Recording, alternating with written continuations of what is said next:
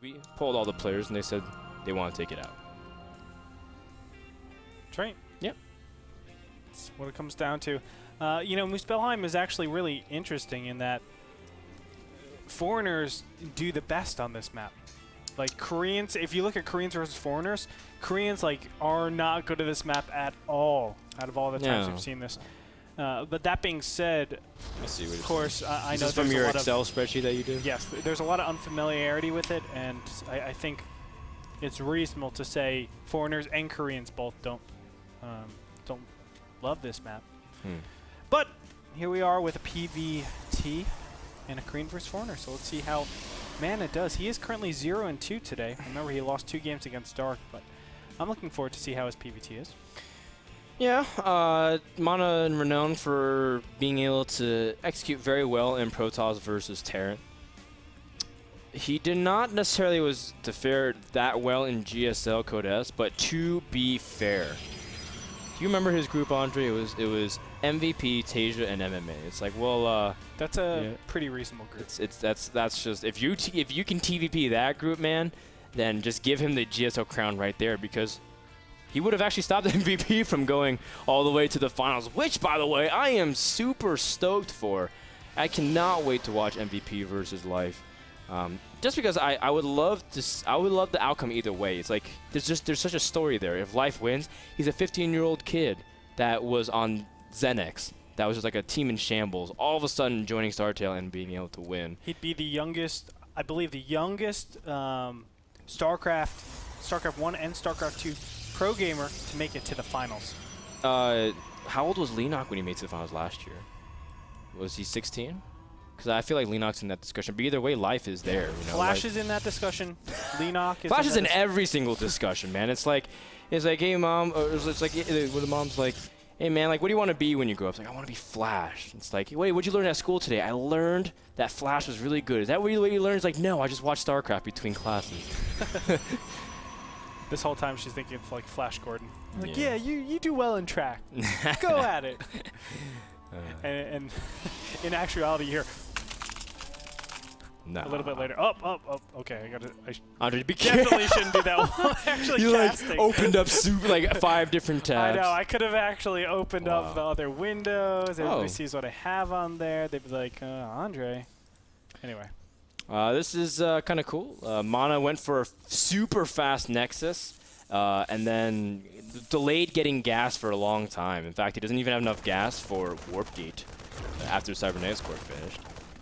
And MaNa already got second gas, so he's timing everything either very deliberately or he's kind of a small little misstep. This is very deliberate. I actually have done this build quite a many times.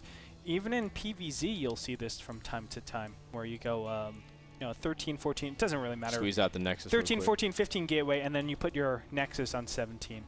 And then you kind of take your 2 gases delayed, but when you do a build like this, it says, I'm not going to witness any early game pressure. And he verified that with the command center coming up at the natural. But we do have a Strelok hidden base in the top right-hand position. Of course, I mentioned Strelok because he just did that against Dark.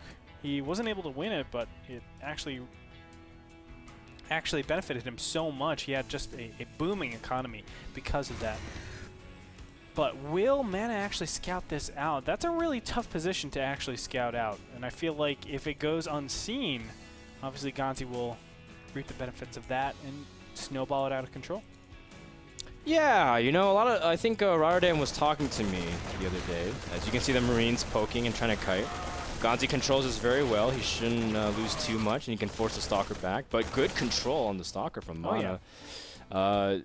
Rotterdam was asking me, why doesn't more people open 1-gate Nexus? And I say because if you don't know that they're going like a concussive opening, then you're very much in trouble because your Stalker so delayed, you delay your gases a lot. Yeah. Also, Hellion builds just crush that. Oh yeah, if you go for like the stand like a Tasia Hellion drop or even Hellion run by, you're not going to be able to control it at all. You can go Hellion Marauder even. Hellion Marauder expand, and that is so difficult. Basically, if they get gas of any kind, man, you're in trouble. It's weird. If they get gas, even if you know they're getting gas, you have to defend against Banshee, so that kind of facilitates getting that robotics facility, so you can't just get gateways. And you have to worry about those Hellion plays. So there's a lot to actually worry about when you're actually doing doing a fast expansion. So I think that's why. I thought GanZi was going to be a sicko and actually get another command center. How sick would that be if he actually put a command center right there? He'd be on 4, man. That's just way too much. Granted that MaNa's going for some 4-gate pressure. Now, one thing that was kind of cool is that MaNa used a force field for the sentry to block the SE from getting up. Actually, no, sorry, he has 6 gates now. So MaNa going for a huge 6-gate attack because he has some gateways tucked right behind his expansion. That's kind of clever. And this is going to hit very nicely. You can see GanZi is just trying to play the map as best as possible. He's going Cloak Banshees over here. But 6 gateway units, this is going to be so tough. I feel like MaNa is in the position where he can't lose here. I mean, there's going to be pretty nice force fields that can go down. Bunkers. But the fact of the matter is this is just so many units, and he gets the SCVs in nice position. There you go. 3 force shields, 4 force shields going to block off a lot of those SCVs. And there's no power behind the defense, Frodan. So I really feel like, can GanZi actually defend this? The SCVs are repairing. Oh my god, how the heck did that just happen? And now there's Cloak that's going to be on the field in just a minute. And MaNa might be in a severe amount of trouble. MaNa warping in more Zealots at the same time. GanZi trying to pull more SCVs to block out. MaNa doesn't really have a tech option to follow up on this. Smartly done, actually getting rid of that front bunker, giving a little bit more surface area for those Zealots to actually push in there. And Cloak Banshee is going to complicate things, as we can see the first Banshee going all the way over to the base. That's going to force some Warpins away. GanZi, he needs to defend yet again. A lot of Zealots. And this time, GanZi might be in a lot more trouble. Yeah, the bunkers are not able to repair. There's a lot of damage, although one Banshee is about to pop out right here. But MaNa's already transitioning with a Robo. Lots of damage. The bunker is not even finished. And GanZi's in a world of pain because now the Banshee's finally arrived out. He will have Cloak, but that Banshee won't stay cloaked forever either. You know what? I think this is decent, though. If he can remove all the Stalkers somehow from the field. He's going to fall too far behind, man. He's going to lose a bunch of SCVs. But look at the main. The main is actually being cleared out here. Oh, though the single Banshee has 15 kills on it. And don't forget, that top right-hand base, that's still going. And that means that, GanZi can consistently make more and more Banshees out of this one starport. He needs to actually retain this Banshee as best as possible. He's even... Wow, you're muling over there. That's crazy. But you know what? I think GanZi actually pulled this off, Frodan. Yeah. I think GanZi just won the game. He has no response to Cloak Banshee. It's really tight. I mean, the problem is, sure, he's got a... actually, well, I don't know how to really gauge because the Banshee that pops out will have Cloak immediately. Come on. And he needs to be able to Cloak and start attacking. He does. MaNa starts taking care of some of the tech as well with these Stalkers. He's able to pick off a lot, but like you said, with triple orbital, you should be able to jump way farther than your opponent in terms of economy. MaNa now starting to probe back up as he does deal with the Banshees back at home, but I'm very curious to see how this is going to play out because both players have pretty much lost a lot of their ability to do anything, really. Yeah. I mean, how can you be aggressive with this many little units? How can you be aggressive with no economy behind Protoss? But it definitely is tough. Bye, Banshee. Oh, that's tough. That hurts a lot. But the starport does stay up. That's actually a big play here. MaNa doesn't have his observer with him. He's actually halfway across the map. MaNa's still really committed to this, and he's going to start picking off more and more units. The Stalker taking heavy rain, but there's not enough real DPS to deal with this, at least for now. MaNa's observer, where is it? Still only halfway across right now. Still needs a little bit more time before it gets there. But now the Banshee's about to run out of energy, and MaNa will be able to pick it off.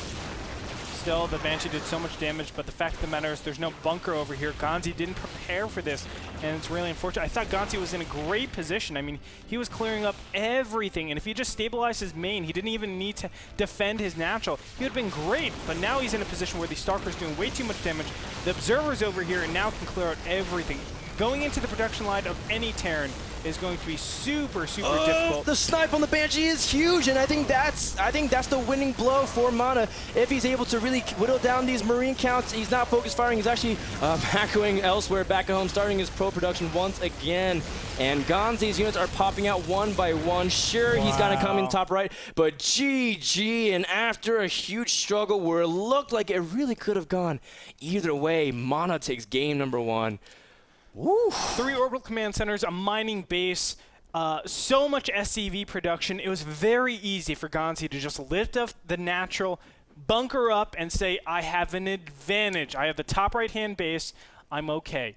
But instead, he tried to hold his natural as best as possible. He thought his opponent was just going to play all-out defensive, but that actually costed him dearly. I felt like GanZi, it was within his fingertips, and then he just I mean, he was doing all the safe measures. He's like, if he goes for early gateway attack, I have 3 bunkers. I have Cloak Banshees on the way. If I buy time, although, again, that's kind of, I feel his pain because I've been in those situations where you get lax for a couple seconds, and then all of a sudden they come back up. MaNa is able to trade really efficiently. And sure, you have a Cloak Banshee, but it's on a timer. It's not going to have Cloak forever. Right. He just has to kill enough of your economy, continue to put on pressure, and that's where MaNa was really excelling. I love the decision-making with his Stalkers as well, knowing how much they can do, and he gets out, reinforces, pushes again.